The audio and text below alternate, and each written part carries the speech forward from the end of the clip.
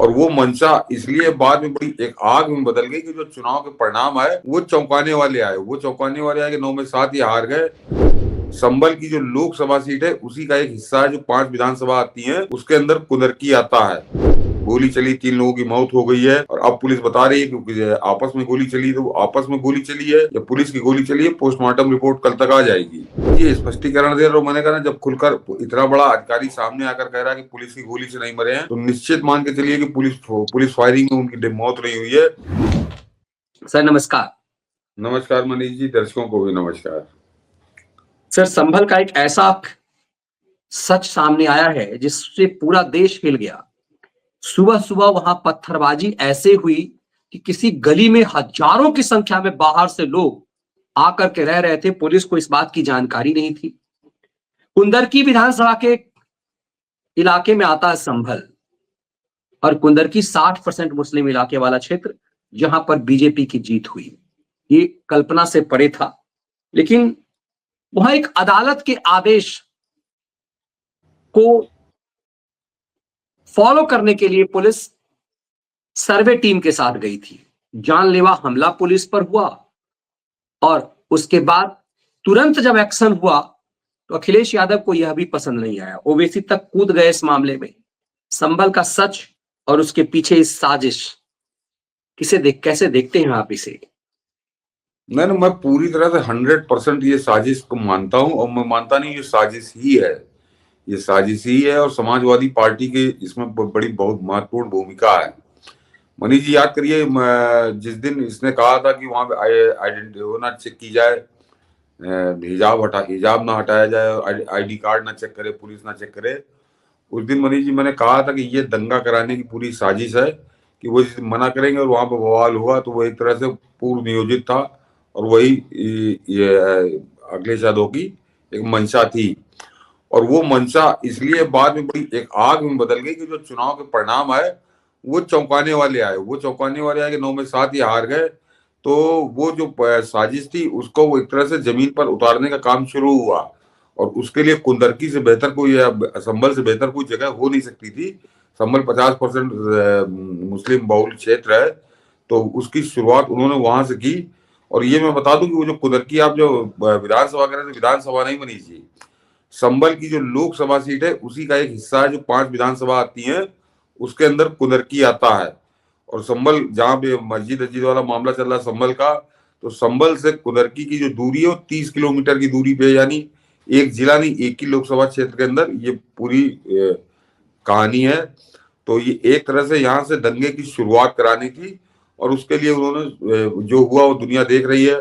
गोली चली, 3 लोगों की मौत हो गई है और अब पुलिस बता रही है कि आपस में गोली चली, तो आपस में गोली चली है या पुलिस की गोली चली है, पोस्टमार्टम रिपोर्ट कल तक आ जाएगी।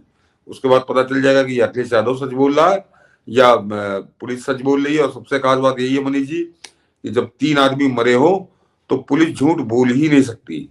अगर उसकी गोली से मरे होते तो जानती है कि पुलिस की गोली का बड़ा दूसरा प्रभाव होता है। तो निश्चित तौर पर और अगर वो पुलिस की गोली से नहीं मरे हैं तो जरा सोचिए कि कितनी खतरनाक साजिश थी कि उन पहले जब आप चर्चा कर रहे हैं तो सुन ही लेते हैं अजय कुमार जी को।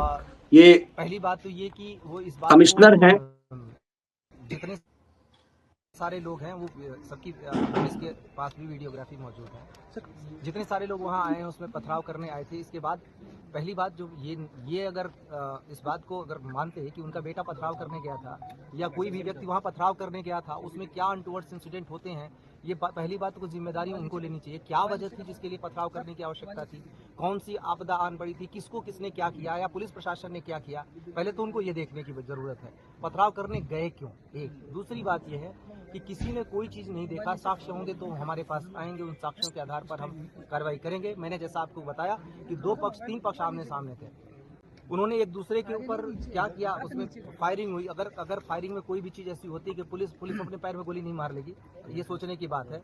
हमारे यहाँ हाथ में आप देखेंगे पुलिस के टीयर गैस और जो प्लास्टिक के बुलेट है जो भगाने के लिए अनुमन्य है, उसी के तहत कार्रवाई की जा रही थी और मीडिया का भी पूरी रिकॉर्डिंग है। तो उसमें जो कोई आरोप लगाने से पहले ये सोचे कि और पूछना चाहिए सबको सवाल कि उनके बच्चे, उनके परिवार वाले उस जगह पे पथराव करने क्यों जा रहे हैं, क्या वजह आ गई, क्या हो रहा है ऐसा जिसकी वजह से उन्हें पथराव करना चाहिए। तो सबसे पहले तो सवाल सोचने की ये है, कोई भी इस तरीके का इल्जाम लगाने से पहले खुद को देखे कि कोई ऐसी ये उत्तर प्रदेश में योगी आदित्यनाथ के सबसे भरोसेमंद अधिकारियों में से एक हैं और आपको जानते हो कि आजम खान जो आज सर रहा जेल में, इनकी भूमिका बड़ा स्पष्ट कह रहे हैं कि यदि पुलिस की गोली से मरी होती तो पूरी रिकॉर्डिंग मीडिया के पास भी है, सबके पास है। और एक जो बहुत अहम सवाल उठाए कि जो लोग ये आवाज उठाते हैं उनको पूछना सजान बताना चाहिए कि उनके बच्चे पत्थरबाजी करने क्यों गए थे। नहीं, वो तो मनीष जी स्पष्टीकरण दे रहे हो। मैंने कहा ना, जब खुलकर इतना बड़ा अधिकारी सामने आकर कह रहा है कि पुलिस की गोली से नहीं मरे हैं, तो निश्चित मान के चलिए कि पुलिस फायरिंग में उनकी मौत नहीं हुई है। लेकिन 3 आदमी मरे तो ही है मनीष जी, 3 लड़के किसी घर के मरे हैं। तो ये सोचिए, मैं इसको दूसरे एंगल से देख रहा हूँ कि जरा सोचिए कि साजिश कितनी गहरी थी कि इस दंगे को भड़काना है। तो क्या 3 लोगों को, उन्हीं लोगों साजिश, जिन लोगों ने साजिश रची थी, क्या उन्होंने ही मौत के घाट उतार दिया, उन्होंने ही गोली मारी है? ये सबसे खास बात है।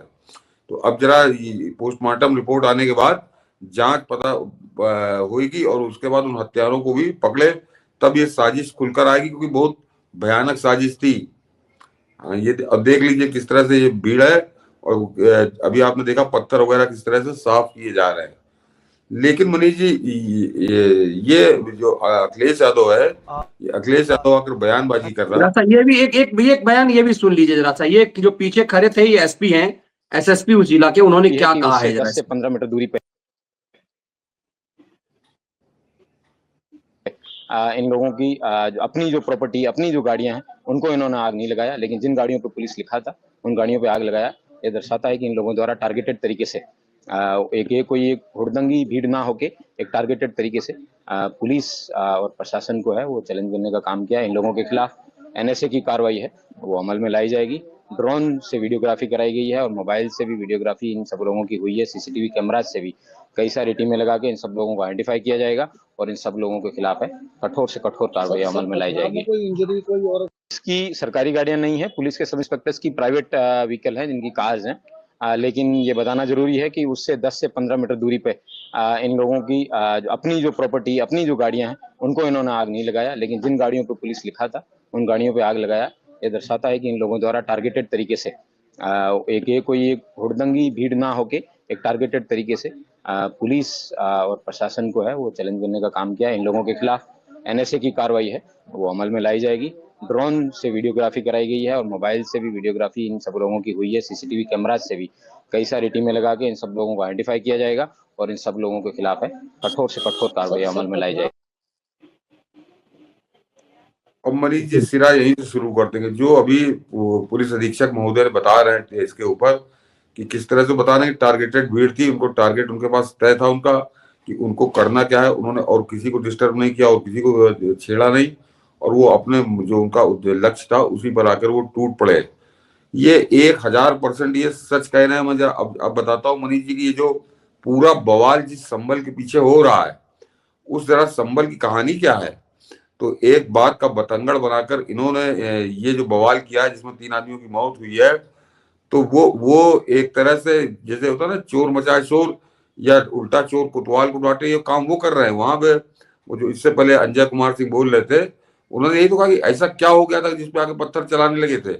वहां पर कोर्ट के आदेश के बाद एक टीम सर्वे करने आई थी, सर्वे करके कल शाम को चली गई थी। आज सवेरे बचा हुआ सर्वे वो करने आई थी, तो वो सर्वे करके चली जाती, उसके बाद तुम करते रहते। लेकिन इन्होंने जानबूझकर उस टीम को टारगेट किया और पुलिस को टारगेट किया, बताया कि पुलिस की सारी गाड़ियां जलाई हैं। लेकिन ये कर क्यों रहे थे? ये असल में दर्शक इस बात को समझे कि इनकी चोरी पकड़ी जा रही थी, इनकी डकैती जो बताते हैं ना, मुगल वंश नहीं, मैं तो उसको डकैत वंश कहता हूं। और वो डकैत वंश बड़े तथ्यों के साथ पकड़ा जा रहा था।